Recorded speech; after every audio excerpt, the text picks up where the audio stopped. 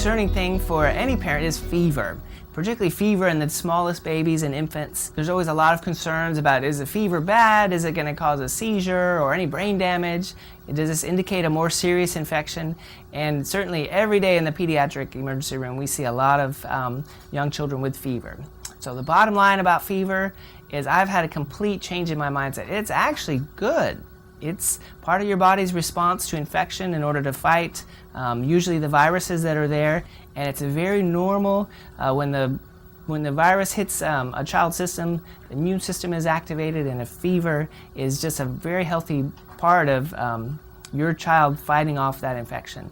Now, is there a higher limit of what is safe, or is there a limit that should trigger an emergency evaluation? In general, not really. Children tolerate 102, 103 just fine. Most people would say when you hit 103, you would want to make sure that there's not a dehydration component as well. So certainly you would want to go see perhaps 103 fever. But in general, it's very safe. And the main component of evaluating a child with fever is just to make sure there's not a bacteria that's causing it. Most common sources of bacterial fever would be a sore throat caused by strep throat, or perhaps an ear infection, maybe pneumonia. And unfortunately, little girls under age 2 are very prone to getting urine infections, so we always check a urine in those children as well.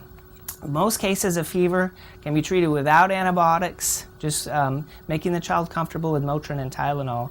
And what your child is doing with each fever is just building a kind of a repertoire of antibodies that will keep them safe.